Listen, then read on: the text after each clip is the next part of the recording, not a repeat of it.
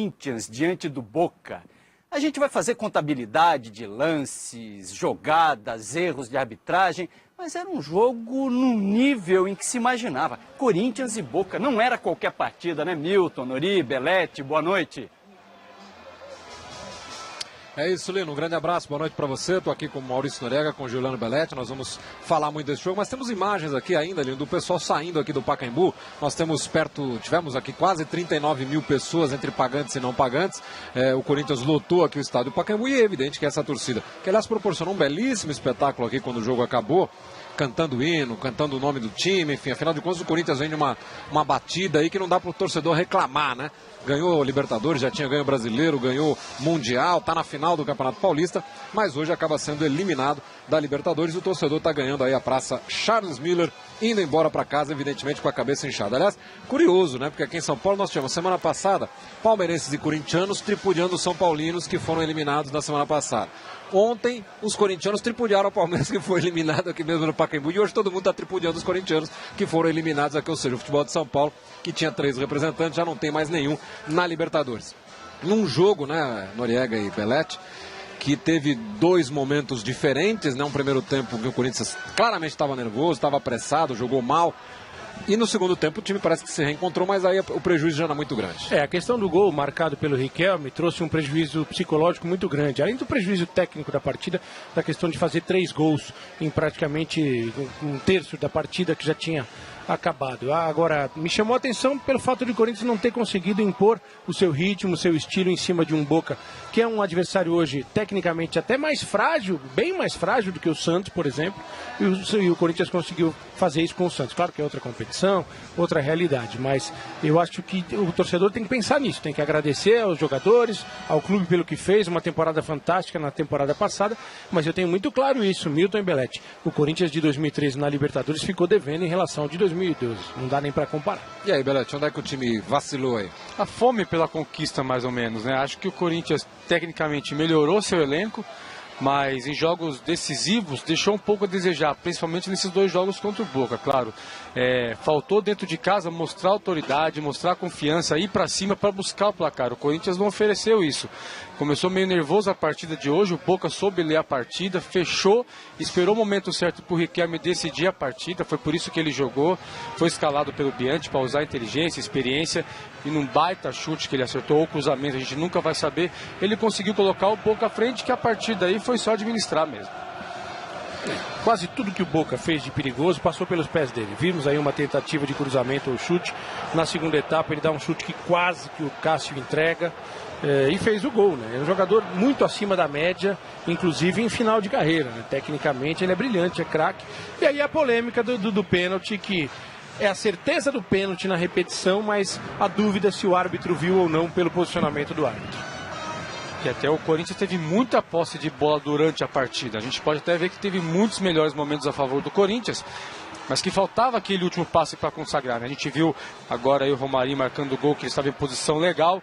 O Bandeira marcou o impedimento, que acho que não é nem impedimento para dúvida, porque realmente está bem um passo atrás, então tem condições de marcar. Só que na dúvida, né, o Bandeirinha, para não complicar ele mesmo, ele acaba marcando impedimento, achando que o prejuízo pode ser menor. Mas para o Corinthians foi muito grande. E aí, o chute do Riquelme, o cruzamento, né, que encobriu o Cássio, que poderia ter sido bloqueado pelo Emerson Sheik, que achou que o cruzamento não pudesse oferecer tanto perigo e acabou em gol. Isso tudo no primeiro tempo, onde o Corinthians não só não jogou bem, mas era um time nervoso, né, apressado, né, queria com 10 minutos de jogo, já queria bater rápido, lateral rápido, enfim. O Corinthians estava fazendo tudo aquilo que pregou que não faria, né, nos últimos dias, que era ter essa pressa, essa ansiedade para resolver o jogo, né? É um daqueles sinais clássicos que a gente percebe no atleta quando ele está nervoso. Tu quer cobrar a falta muito rápido, vai lá, empurra o adversário, começa a reclamar, dá um bico na bola quando é marcada uma infração contrária. E eu acho que isso atrapalhou o time do Corinthians, que é um time muito organizado taticamente e muito consciente da sua capacidade. E aí nós já estamos vendo o segundo tempo, né, com o Pato e com o Edenilson no time, nos lugares do Alessandro e do Romarinho, e o Corinthians ali deu uma blitz de 10 minutos que dava a impressão que viraria o jogo antes da metade, né? Melhorou o time, né? Parece que entrou com um novo ânimo. O Paulinho muito bem marcado na partida, não conseguiu armar muito as jogadas, conseguiu aí na hora desse cruzamento do Emerson Sheik se livrar da marcação, conseguiu marcar o gol que poderia dar um novo ânimo para o Corinthians, mas o Boca, com a sua experiência, soube baixar o ritmo da partida. O Corinthians não conseguiu, depois desse gol, continuar pressionando o Boca e tomou conta da partida de novo, né? No sentido, tomou conta de controlar a marcação. Era um time que não tinha muito ataque, mas soube ler a partida e soube controlar. O Pato, que entrou mais pelo lado, achei que poderia entrar mais pelo meio para aproveitar a qualidade, a velocidade que ele tem, e acabou não produzindo muito em função disso.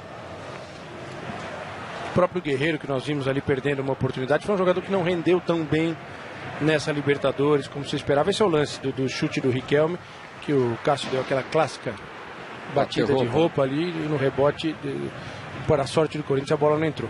Mas foi um segundo tempo bem melhor do Corinthians em relação à primeira etapa. E tem alguns lances que são chaves, né? O Paulinho teve a chance de fazer o gol de peito, e teve esse lance do Pato, né? Que talvez se tivesse saído o gol ali, ainda teria ali 10 minutos pela frente, quer dizer, o Corinthians ainda poderia dar um sufoco no final e tal, mas o gol que o Pato perdeu, além dessa questão do gol anulado aí, que o árbitro marcou a falta em cima do goleiro, né? E foi falta? Acharam que foi falta? Ali teve um monte de falta, né? Ele escolheu uma, né? Ele escolheu uma para marcar. Claro que o goleiro é muito protegido pela regra, né? Ficou muito evidente ali. O Paulinho deu uma deslocada ali. Esse lance do Pato é incrível, né? Daqueles que entram para os anais aí dos gols do Inacreditável Futebol Clube. E uma coisa, né, Belete, que eu chamei a atenção com o Noriega, né, quando os times estavam saindo, é que o fato do Corinthians não ter jogado para cima da arbitragem. Seria fácil agora sair falando ali, não, mas não deu pênalti, não deu impedimento, o gol lá do Paulinho não precisava ser anulado, enfim. O Corinthians reconheceu que jogou mal, reconheceu que o jogo, sobretudo de Buenos Aires, trouxe uma diferença grande para cá.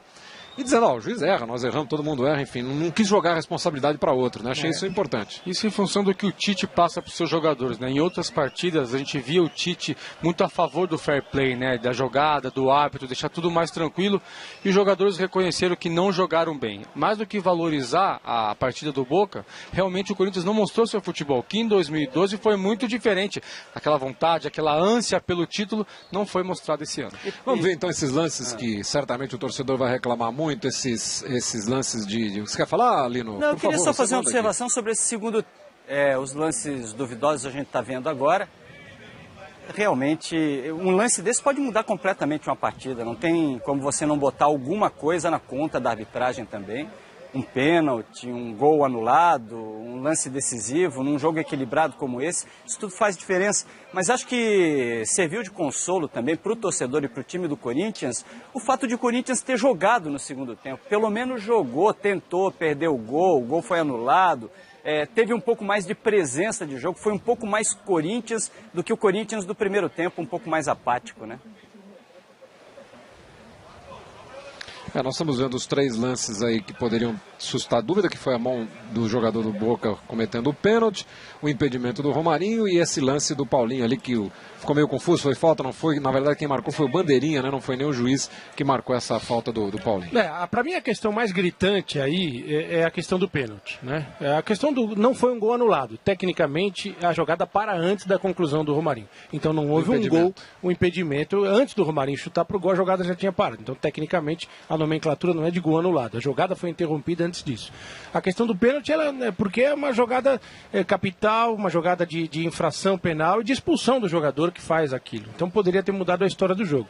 O impedimento, tem vários casos. Aí nós vimos na partida de ontem, na eliminação do Palmeiras, um gol mal anulado também, né? Aí sim, a jogada é interrompida depois do cabeceio.